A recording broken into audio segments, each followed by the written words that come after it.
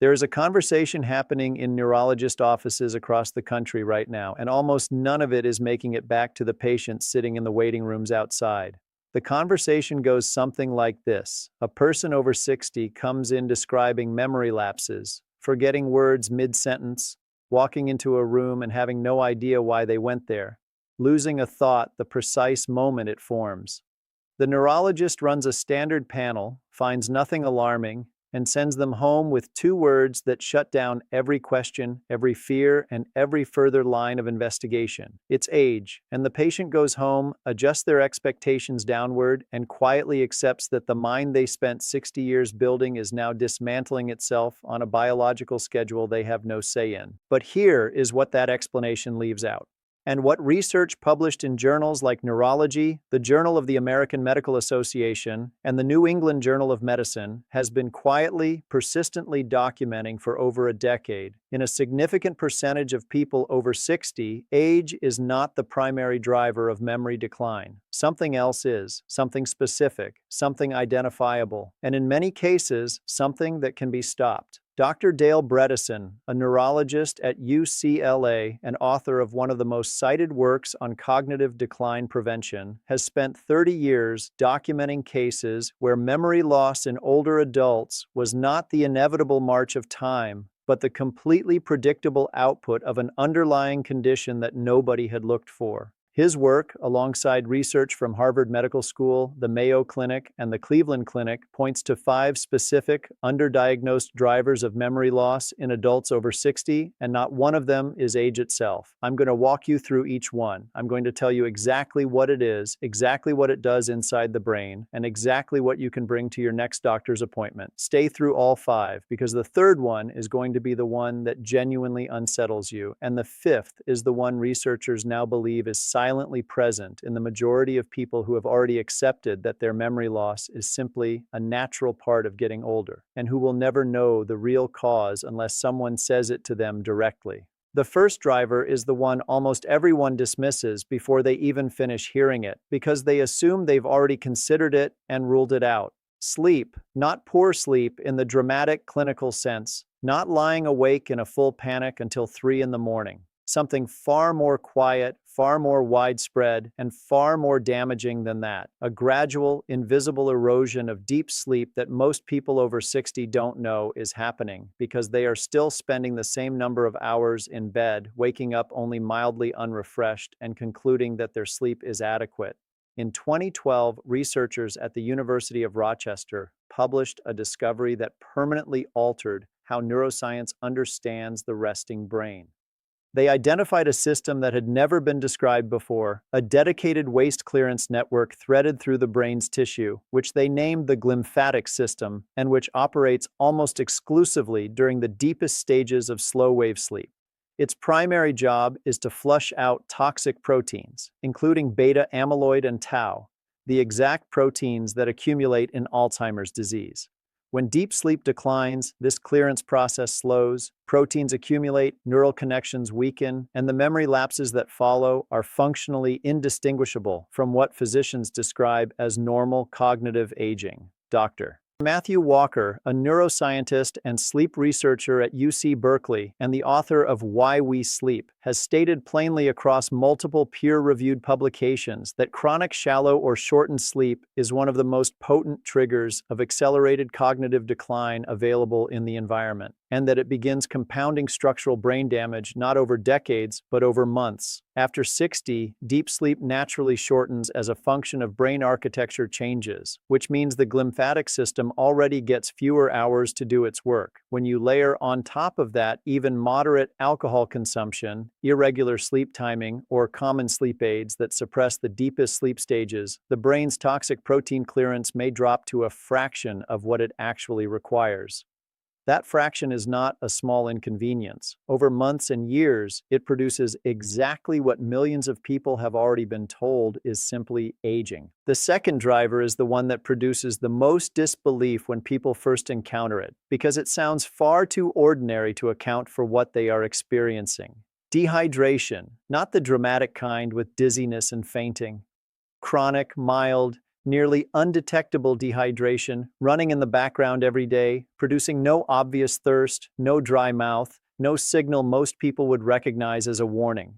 After 60, the body undergoes a physiological shift that almost no primary care physician mentions during a routine visit. The thirst mechanism housed in the hypothalamus becomes significantly less sensitive and accurate. Older adults can be meaningfully, measurably dehydrated and feel completely normal. Research published in the European Journal of Nutrition found that even a 2% reduction in brain hydration, an amount too small to produce any obvious physical sensation, was sufficient to cause measurable impairment in short-term memory, working memory, and concentration in adults over 60. 2%. The brain is approximately 75% water. Its electrical signaling, its neurotransmitter synthesis, its ability to form and retrieve memories all depend on adequate fluid levels. When chronic, silent dehydration becomes the baseline state, and in older adults eating a reduced appetite diet and relying on a blunted thirst signal, it frequently is, cognitive performance declines in a gradual, steady pattern that maps almost perfectly onto what people and their doctors attribute to natural aging. The cruel irony is that stress, which is the most common emotional response to memory problems, further suppresses an already dulled thirst mechanism, creating a cycle that tightens without anyone ever identifying the entry point. The third driver is the one that genuinely unsettles people, and it unsettles them precisely because the source of the problem is something they have been trusting completely: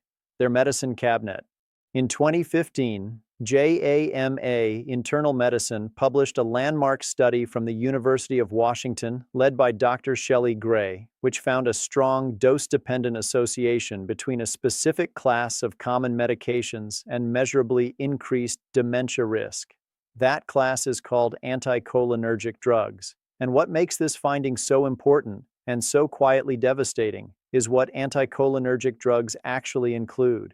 Older antihistamines like diphenhydramine, the active ingredient in Benadryl, and in dozens of over-the-counter nighttime sleep aids sold in every pharmacy in the country, certain bladder control medications, some antidepressants, some medications prescribed for vertigo. These drugs work by blocking acetylcholine, a neurotransmitter that plays a central and irreplaceable role in memory formation, memory retrieval, and cognitive processing. The higher the cumulative exposure over time, the greater the measurable cognitive impact. And here is the part that matters most in the context of adults over 60. Many people in this age group are taking multiple anticholinergic medications simultaneously, frequently prescribed by different physicians who are not communicating with each other about the combined load on the brain. The American Geriatric Society publishes what is called the Beers Criteria, an evidence-based list of medications considered potentially inappropriate for adults over 65 specifically because of their risk profile in older bodies, and anticholinergic drugs sit prominently near the top of that list for exactly this reason. This is not a rare edge case. This is not obscure pharmacology. This is a mechanism that may be actively driving memory changes in a significant percentage of people over 60 who are currently sitting with the belief that their mind is simply aging, when the real explanation is sitting in their bathroom, taken without a second thought every single night. The fourth driver is the one that gets called aging, even by physicians who should reliably catch it, because its symptoms overlap so precisely with age-related cognitive change that distinguishing the two requires a specific blood test that almost nobody orders proactively. Thyroid dysfunction, specifically hypothyroidism, or an underperforming thyroid gland, affects an estimated 20% of women over 60 and a smaller but significant portion of men, and its cognitive effects are dramatic, progressive, and in the overwhelming majority of cases, completely reversible once the condition is identified and treated. The thyroid gland regulates metabolism throughout the body, including inside the brain, and when it underperforms, neurotransmitter production slows, cerebral blood flow decreases, and the brain operates in what researchers describe as a state of metabolic suppression. The symptoms that result, slowed recall, difficulty holding a thought, word retrieval failures, mental fog that sits on the mind like something physical, are so similar to age-related cognitive decline that the American Thyroid Association estimates a meaningful portion of older adults living with undiagnosed hypothyroidism have already been told their cognitive symptoms are a product of aging and sent home without a single thyroid test. A blood panel measuring TSH, free T3, and free T4 can identify this condition definitively. Treatment is straightforward, well tolerated, and in most cases produces measurable cognitive improvement within weeks to months of reaching the correct therapeutic dose. This is among the most reversible causes of memory loss in older adults. It frequently goes undiagnosed for years, not because it's rare, not because it's subtle, but simply because nobody ordered the test. The fifth and final driver is the one researchers now believe underlies the majority of what older adults experience as memory aging, even when every other standard test returns completely clean. Chronic low-grade neuroinflammation. Not the inflammation that makes an injury swell or a joint ache. Something quieter, more diffuse, and measurable only through specific inflammatory markers that standard blood panels typically do not include. Dr. David Perlmutter, a neurologist and fellow of the American College of Nutrition, whose work on brain inflammation has reshaped how functional medicine approaches cognitive aging, has published extensively on what researchers are now calling inflammaging, a state of persistent, low-level systemic inflammation that accumulates across decades, driven by processed food consumption, physical inactivity, disrupted sleep, gut microbiome deterioration, and chronically elevated stress hormones.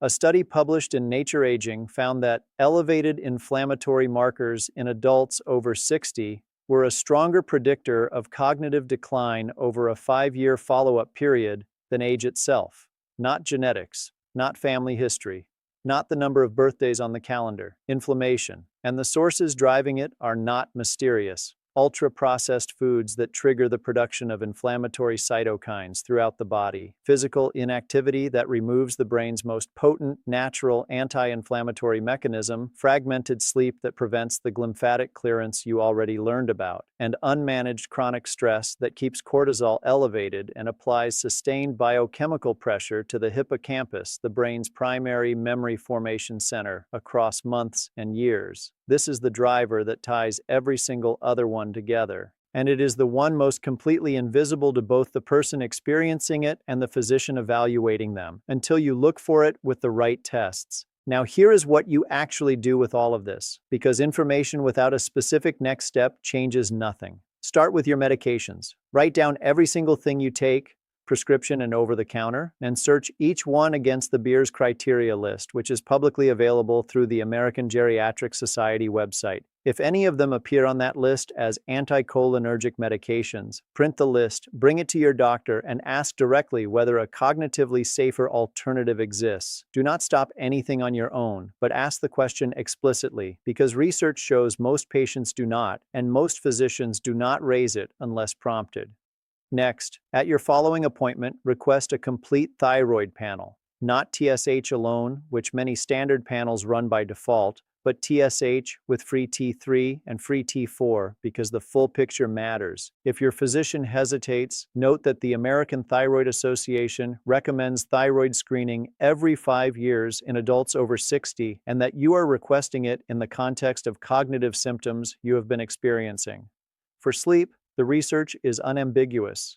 Consistent sleep timing, going to bed, and waking at the same time every day, including weekends, regardless of the quality of the previous night, has more impact on preserving deep sleep architecture over time than almost any supplement or sleep medication available.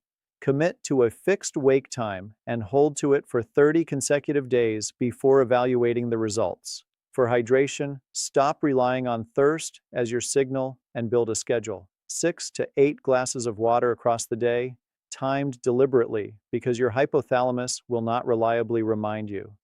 Recognize that moderate alcohol suppresses both the deepest stages of sleep and healthy hydration simultaneously, meaning its cognitive cost after 60 is higher than most people realize. For inflammation, the single most powerful lever available without a prescription, supported by research from the Alzheimer's Association, is 30 minutes of moderate intensity walking 5 days a week, which has been shown in multiple controlled trials to reduce systemic inflammatory markers and to physically increase hippocampal volume in adults over 60, not slow its loss. Increase it. And finally, ask your physician to add a high-sensitivity CRP test and a homocysteine level to your next blood panel. High-sensitivity CRP measures systemic inflammation directly. Homocysteine, when elevated, reflects both B vitamin insufficiency and vascular inflammation and has been linked to accelerated cognitive aging in multiple large-scale longitudinal studies across hundreds of thousands of participants. Both tests are inexpensive.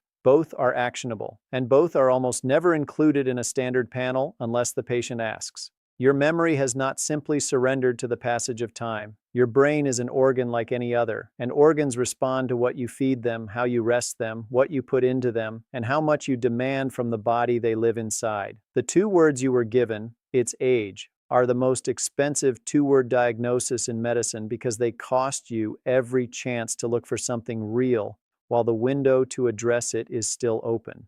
5 real things are at work in the majority of people carrying that diagnosis. 5 things that are measurable, that are documented, and that medicine knows how to address.